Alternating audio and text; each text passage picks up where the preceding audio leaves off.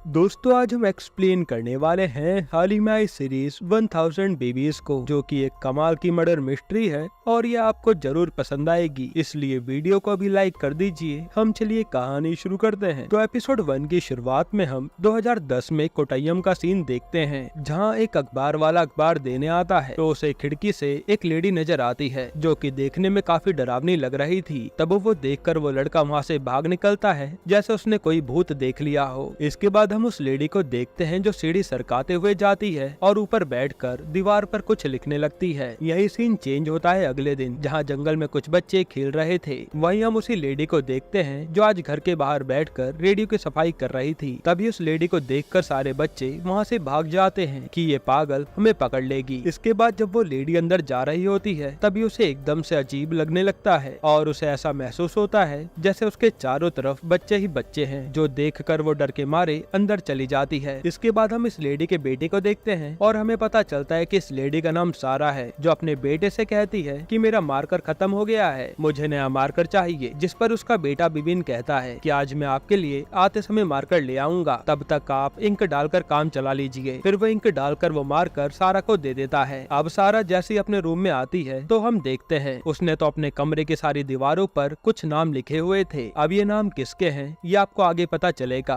खैर अब हम बिबिन को जॉब पर देखते हैं जहाँ वो एक लैब में जॉब करता है। इसके बाद बिबिन जब घर जाते समय मार्कर लेने जाता है तो वहाँ दुकान बंद थी, तो वो सीधा घर चला आता है। पर यहाँ तो सारा मार्कर का इंतजार कर रही थी। अब जैसे बिबिन कहता है कि मार्कर तो मिला नहीं, ये सुनते सारा तो अपने कमरे में जाकर बुरी तरह से रोने लगती है। असल में सारा की दिमागी हालत अब कुछ ठीक नहीं है। ये देखकर बिबिन तुरंत वापस जाता है और कई सारी दुकानों पर पता करने के बाद फाइनली उसे मार्कर मिल जाता है, जो लाकर वो अपनी माँ को देता है और सारा दीवार पर फिर से कुछ लिखने लगती है, जिस पर बिबिन ज्यादा ध्यान नहीं देता। अब ऐसे दिन बीतते हैं जहाँ बिबिन रोज काम पर जाता था और सारा रोजाना दीवार पर कुछ लिखती रहती थी। वहीं हमें पता चलता है कि सारा को आए दिन बच्चों के रोने की आवाजें सुनाई देती हैं। इसके बाद सारा टाइपराइटर में 2 लेटर टाइप करती है और फिर वो अपने पड़ोसी से जाकर मीट लाने को कहती है। फिर रात को वो बिबिन के लिए अच्छे से मीट बनाती है और फिर वो बिबिन से पूछती है कि क्या मैं तुम्हें पागल लगती हूँ, जिस पर बिबिन मना कर देता है कि नहीं, मेरी माँ पागल नहीं है। फिर सारा कहती है मैंने तुम्हें बचपन से जैसा मेरा मन था वैसे ही बड़ा किया है, तुम्हें तुम्हारी मर्जी का कभी कुछ भी करने नहीं दिया जो कि गलत था। फिर वो कहते कि मैंने अपनी जिंदगी में एक बहुत बड़ा पाप किया है जिसके बारे में आज मैं तुम्हें बताना चाहती हूँ। ये कहकर वो बिबिन को अपनी गलतियाँ बताने लगती है जिसके बारे में हमें रिवील नहीं किया जाता। हालांकि ये सुनते बिबिन तो सीधा सारा के रूम में जाकर दीवारों पर लिखे नाम पढ़ने लगता है और सारा जोर जोर से हंसने लगती है, जो बिबिन को बर्दाश्त नहीं होता। तब बिबिन अपना आपा खो देता है और सारा को बड़ी तेजी से मारकर बेहोश कर देता है। इसके बाद वो सारा के रूम से आकर उसकी डायरी लेकर चला जाता है। अब अगले दिन हम देखते हैं कि सारा को हॉस्पिटल में होश आया है और वो डॉक्टर से कहती है कि मुझे एक वकील और एक पुलिस वाले से मिलना है, आप उन्हें बुलाइए। तब डॉक्टर उन्हें बुलाते हैं और सारा दोनों को एक एक लेटर देती है कि आप इसे पढ़कर जो एक्शन लेना होगा ले लेना, और वो वकील से कहती है कि इसे जज साहब तक पहुंचा देना। फिर बाहर आकर पुलिस वाला सारा के पड़ोसी से उसकी जानकारी लेता है, जो बताता है कि उसका बेटा पता नहीं कहाँ गया, अभी तक मिलने भी नहीं आया है। इसके बाद जब वो पुलिस वाला नवाज वो लेटर जाते हुए पढ़ता है तो उसके तो होश उड़ जाते हैं। अब इस लेटर में क्या लिखा था ये आपको आगे पता चल जाएगा। फिर नवाज अपने सीनियर के पास जाकर ये लेटर उसे देता है और वो देखकर तो उसका सीनियर भी चौंक जाता है। अब ये सीनियर ऑफिसर अनिल नवाज से कहता है कि उस वकील को भी ये लेटर दिया था ना, तो वो वकील कहीं वो लेटर सीधा मजिस्ट्रेट को ना दे दे, इसलिए हमें उसे ऐसा करने से रोकना होगा और ये बात दबानी पड़ेगी। पर हम देखते हैं कि यहाँ वो वकील तो लेटर जाकर सीधा जज को दे देता है, जैसा कि उसे सारा ने करने को कहा था। उसी समय अनिल और नवाज भी वहाँ पहुँच जाते हैं और वो लेटर जज के हाथ में देखकर कहते हैं कि सर ये बहुत ही बड़ा सीक्रेट है, इसलिए आप इसे ध्यान से ही पढ़ना, क्योंकि ये बात बाहर नहीं जानी चाहिए वरना तबाही आ जाएगी। तब जज वो लेटर पढ़ते हैं और ये देखकर तो उनके भी होश उड़ जाते हैं। फिर वो अनिल से कहते हैं कि ये बात हमें फैलने से रोकनी होगी और हमें उस सारा के बारे में डिटेल निकालनी होगी कि उसने ऐसा सब कुछ कैसे कर दिया। फिर नवाज कहता है कि सारा ने लेटर में ये भी लिखा है कि उसके सारे क्राइम्स दीवारों पर लिखे हैं, तो हमें उसकी जांच भी करनी होगी, जिसको करने की परमिशन जज दे देते हैं। फिर अनिल तो सीधा सारा से मिलने हॉस्पिटल जाता है और नवाज सारा के घर छानबीन करने आता है। तब अनिल नवाज को फोन करके बताता है कि सारा तो मारी गई और नवाज भी कहता है कि सर ये कंफर्म हो गया है कि सारा ने जो दीवार पर अपने गुनाह कबूल करने की बात कही थी वो सच है। यहीं पर एपिसोड 1 खत्म होता है। एपिसोड 2 की शुरुआत में हम 12 साल बाद का सीन देखते हैं, जहाँ वही जज और दोनों पुलिस वाले बैठकर सारा वाले केस की बातें कर रहे थे और अनिल कहता है कि हमारे ऑफिसर अजय की तहकीकात से वो सारा के लेटर तक पहुंच चुका है, जिससे वो जान गया कि उसका बिबिन नाम का एक लड़का है। अब हमारे पास दो ऑप्शन हैं, या तो अजय को इस पूरी इन्वेस्टिगेशन से निकाल दिया जाए या फिर उसे सच बताकर बिबिन को ढूंढने के लिए कहें। तब ये लोग क्या करें यही सोचने लगते हैं। अब यहाँ से सीन एक हफ्ते पहले शिफ्ट होता है, जहाँ पर एक बड़ी एक्ट्रेस की लाश पाई गई थी। ये खबर न्यूज में आते ही हड़कंप मच जाता है और हर तरफ यही बात चलने लगती है कि उस एक्ट्रेस एनसी की हत्या कैसे हुई होगी। इसके बाद हम एनसी के पति एसके को देखते हैं, जो नामी डायरेक्टर है, पर उसकी लगातार फिल्में फ्लॉप होने के कारण अब वो फिल्में नहीं बनाता। यहाँ एसके एनसी के बारे में एक प्रोड्यूसर से बात कर रहा था कि एनसी के जाने के बाद अब मैं क्या करूंगा। फिर वो कहता है कि एनसी का अब पोस्टमार्टम होगा और मैं नहीं चाहता कि ऐसा हो। एनसी जिस हाल में है मैं आखिरी बार उसे वैसे ही विदा करना चाहता हूँ। जिसके बाद इस प्रोड्यूसर और एसके के कहने पर एनसी का पोस्टमार्टम टाल दिया जाता है और डॉक्टर ये बता देते हैं कि एनसी की हार्ट अटैक के कारण जान चली गई, क्योंकि वो हार्ट पेशेंट थी। फिर जब एनसी का क्रियाक्रम करा जा रहा था, तभी एक डॉक्टर प्रोड्यूसर को बता दी है कि जब लाश हमारे पास लाई गई थी तो एनसी के शरीर पर चोट का निशान था। ये बात वहाँ पुलिस वाला भी सुन लेता है और फिर अंतिम संस्कार को रोककर एनसी की लाश को सीधा पोस्टमार्टम के लिए ले जाया जाता है। इसके बाद पोस्टमार्टम किया जाता है और ये केस अजय नाम के ऑफिसर को मिलता है। वहीं अजय एनसी की कार चेक करता है, जिसमें हार्ट पेशेंट के लिए दवाई मिलती है। फिर जब पोस्टमार्टम की रिपोर्ट आती है तो डॉक्टर बताते हैं कि एनसी के पेट के ऊपर जो चोट का निशान था उसी से एनसी की मौत हुई है। किसी ने बड़ी चालाकी से एनसी का मर्डर किया है। तब अजय कहता है कि यानी किलर ने हमारा ध्यान भटकाने के लिए एनसी की कार में हार्ट की दवाई रखी थी ताकि सब हार्ट अटैक ही समझे। जिसके बाद अजय एनसी जहाँ शूटिंग कर रही थी वहाँ के क्रू मेंबर को पूछताछ के लिए बुलाता है। हालांकि पूछताछ के बाद भी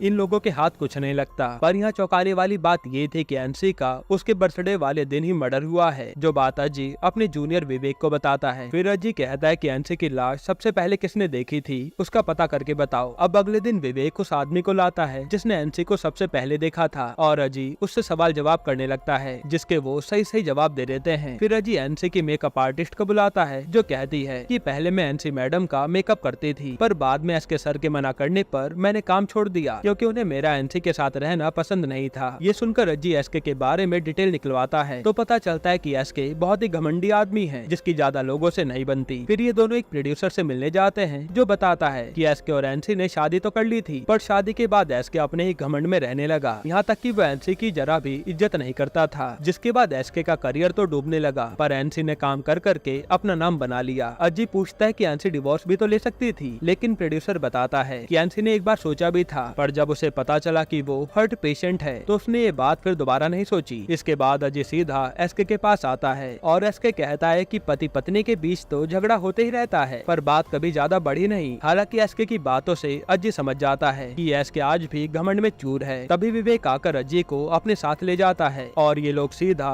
एसके की कार के पास आते हैं, जहाँ डिग्गी में एसके ने एक प्लास्टिक की डॉल छुपाई थी। ये देखकर तो सब हैरान हो जाते हैं। इसके बाद सीन डॉक्टर पर जाता है, जो बताते हैं कि किलर ने पहले इसी डॉल पर प्रैक्टिस की होगी एनसी को मारने से पहले, ताकि हर किसी को एनसी के मरने का कारण पता न चल पाए। तभी वहाँ अजय के सर भी आते हैं और अजय उनसे परमिशन लेकर एसके को अरेस्ट कर लाता है। इसके बाद एसके को इंटरोगेशन रूम में लाकर अजय पहले तो उसे खूब डराता है, फिर वो पूछता है कि खून तुमने किया था ना, जिस पर एसके हाँ कहता है। फिर सीन पास्ट में जाता है, जहाँ एसके अपने कुछ साथियों से अपनी बढ़ाई कर रहा था कि हमारी अगली फिल्म सुपरहिट होने वाली है, क्योंकि मैंने एक एक्टर को कहानी सुनाई जो उसे काफी पसंद भी आई है। ये सुनकर सब लोग खुश हो जाते हैं। इसके बाद एसके जब घर आता है तो वहाँ एनसी उसका इंतजार कर रही थी और वो उसे कहते कि जिस एक्टर को तुम अपनी कहानी सुनाकर आए हो उसका मेरे पास कॉल आया था। उसने मुझे कहा कि एसके की कहानी बहुत बेकार है, इसलिए उसे आज के बाद मेरे ऑफिस में कभी भेजना मत, वरना अच्छा नहीं होगा। ये बात सुनकर तो एसके को लगता है कि एनसी अपने मन से ही बातें बना रही है, इसलिए वो उसकी बात नहीं मानता। फिर बहस इतनी ज्यादा बढ़ जाती है कि गुस्से में आकर एनसी कहती है कि मेरा नाम और खराब करोगे तो मैं तुम्हें डिवोर्स दे दूंगी और फिर सोचते रहना कि तुम्हारा खर्चा कौन उठाएगा, जो बात एसके को अच्छी नहीं लगती। अब प्रेजेंट में अजय एसके से पूछता है कि एनसी का कहीं बाहर अफेयर भी था क्या, जिस पर एसके कहता है हाँ, पर मैं उससे कभी पूछ नहीं पाया, क्योंकि अगर वो हाँ कहती तो मैं कहाँ जाता। इसके बाद एसके आगे बताना शुरू करता है कि जब मेरी फिल्म लगातार फ्लॉप होने लगी तब मैं बार में जाता था ताकि लोगों की कहानी सुन सकूं और फिर उन्हीं से मैं एक फिल्म बनाऊं जिससे मेरी फिल्म भी सुपरहिट हो जाए और एनसी की मेरे आगे जुबान ना चले। अब एक दिन जब एसके बार में बैठा था तब उसके पास एक आदमी आता है जो उसकी पुरानी फिल्मों की तारीफ करता है और कहता है कि मैं आपका फैन हूँ। फिर वो अपना नाम बिबिन बताता है, साथ ही वो कहता है कि मैं आपको एक कहानी बताना चाहता हूँ। जिसके बाद बिबिन ने एसके को अपनी कहानी बताना शुरू करा और एसके कहता है कि वो कहानी बिल्कुल मेरी कहानी से इंस्पायर्ड थी, जिसमें नकारे पति से तंग आकर पत्नी कहीं बाहर चक्कर चला रही थी और फिर पति ने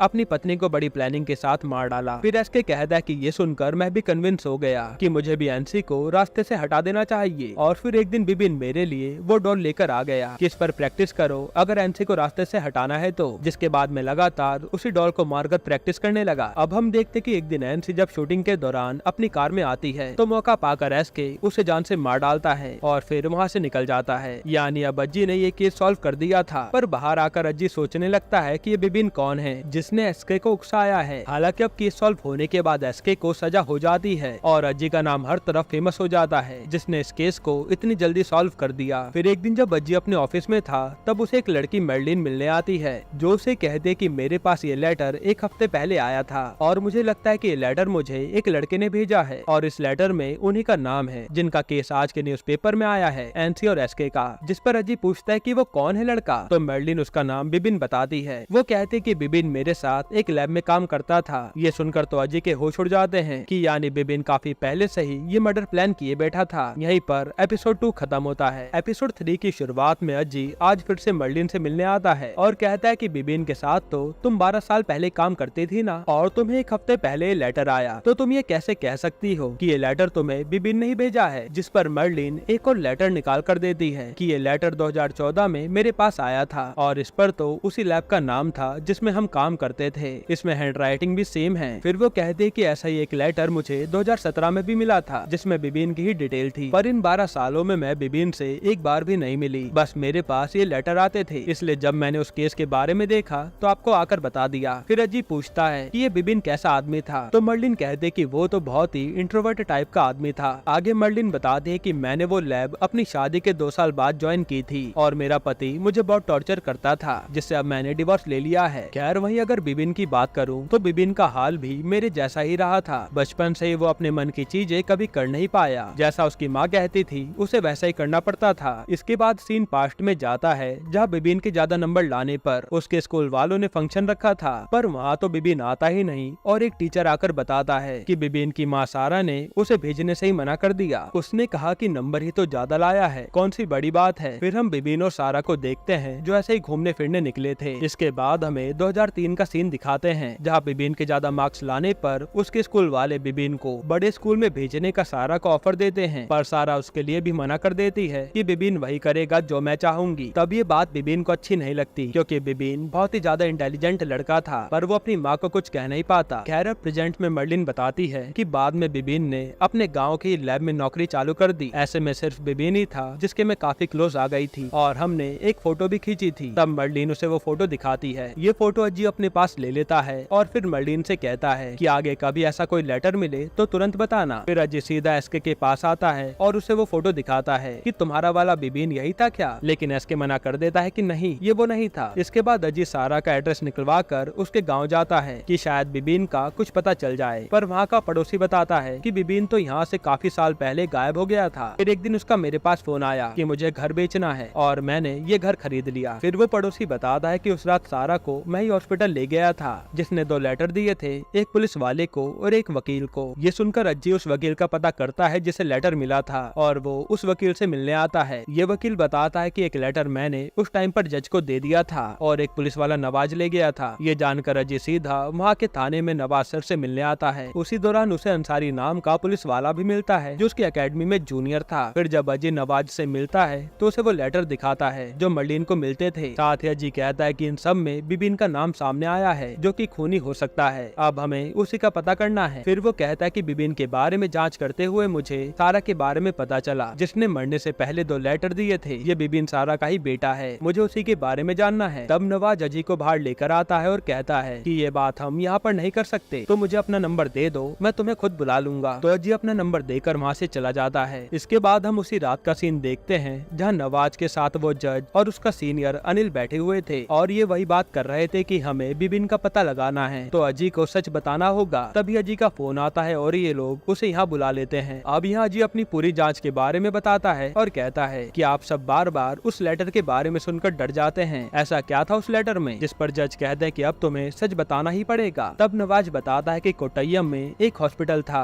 जो सिर्फ बच्चों और महिलाओं के लिए था। ये जो सारा थी ना, ये वहीं की हेड नर्स थी, जहाँ उसने 1980 से 1985 तक काम किया। उस दौरान हॉस्पिटल में करीब 1000 से भी ज्यादा बच्चे पैदा हुए थे और उस बेरहम सारा ने उन सभी बच्चों को बदल दिया था। जैसे किसी को लड़का पैदा हुआ था तो उसके माँ बाप को उसने लड़की थमा दी और वहीं लड़की वालों को लड़का थमा दिया। ऐसे करके उसने पूरे 1000 बच्चों के माँ बाप के साथ खेल खेला था। फिर सीन पास्ट में जाता है, जहाँ हम सारा को देखते हैं जो डिलीवरी करने के बाद खुश होकर बच्चों को बदल देती है। ये करने के बाद उसे एक अलग ही किक मिलती थी, यहाँ तक कि वो अलग अलग धर्म के बच्चों को भी बदल देती थी और किसी को कुछ भी पता नहीं चलता था। ये सुनकर तो अजीब ही चौंक जाता है कि ये औरत इतनी निर्दयी कैसे हो सकती है। फिर जज कहते हैं कि ये ऐसा सच है जो सामने आया तो हॉस्पिटल में डिलीवर्ड हुए बच्चों पर से उनके माँ बाप का सारा विश्वास टूट जाएगा कि वो उनके बच्चे हैं भी या नहीं। फिर अनिल कहता है कि ये सारा कभी माँ नहीं बन सकती थी, इसलिए उसके पति ने उसे छोड़ दिया था, जिसके बाद ही वो लोगों को कभी खुश होता नहीं देख पाई, इसलिए उसने बच्चे बदलने शुरू कर दिए थे। हालांकि उसने जितने भी बच्चे बदले थे उन सब की जानकारी उसने पूरी डिटेल के साथ अपने पास लिखी हुई थी, जिसके बाद जब वो बूढ़ी होने लगी तो ये जानकारी वो दीवारों पर लिखने लगी ताकि वो ये सब भूल ना जाए। फिर हमें 1985 का सीन दिखाते हैं, जहाँ एक माँ सारा के पास आती है और कहते कि मेरी बेटी शादी से पहले ही माँ बन गई है, इसलिए हमें ये बच्चा नहीं चाहिए। जो सुनकर सारा तो खुश हो जाती है कि अब मैं उसका बच्चा रख लूंगी। फिर वो जाकर पहले 2 औरतों की डिलीवरी कराती है और फिर जिस औरत को लड़का हुआ था उसका बच्चा अपने पास रख लेती है और उसे बता देती है कि तुम्हें लड़की हुई है, यानी बिबिन को सारा ने धोखे से गोद ले लिया था। अब प्रेजेंट में ये तीनों लोग जिसे कहते हैं कि सारा के लेटर से ही हमें पता चला था कि बिबिन को सारा के कांड के बारे में सब कुछ पता है, इसलिए हमने बिबिन को ढूंढने की काफी कोशिश करी पर हम उसे ढूंढ नहीं पाए। तब अनिल कहता है कि अब तुम भी सच जान गए हो और हमें पता है कि बिबिन भी सारे बच्चों के बारे में डिटेल में जानता है, इसलिए हमें बिबिन को पकड़ना ही होगा क्योंकि वो ये सच सबके सामने ला सकता है और जैसा तुमने बताया वो मर्डर भी करने लगा है, तो ये बहुत ही खतरनाक रूप ले सकता है। फिर अनिल कहता है कि मैं तुम्हारे लिए एक अलग यूनिट बनाता हूँ ताकि तुम बिबिन के केस पर काम कर सको। हमें कैसे भी करके इस बिबिन को पकड़ना है, पर तुम सारा वाला सीक्रेट अब किसी से शेयर नहीं कर सकते। फिर अजी कहता है कि बिबिन को अरेस्ट करने के बाद आगे क्या करना होगा, तो ये तीनों ही कहते हैं कि उसे जान से मार देंगे ताकि ये राज यहीं हमेशा के लिए डूब जाए। जो सुनकर अजी भी चौंक जाता है। यहीं पर एपिसोड 3 खत्म होता है। तो दोस्तों इसके आगे के एपिसोड में हम जानेंगे कि कैसे अजी उस मास्टरमाइंड बिबिन को पकड़ेगा जो सारा के सारे राज जानता है। अगर आपको इसके आगे के एपिसोड कल ही चाहिए तो कमेंट में पार्ट 2 लिख देना, हम कल ही एक्सप्लेन कर देंगे। बाकी अगर आपको हाल ही में आई एक कमाल की मूवी देखनी है तो आप ये वीडियो देख लीजिए।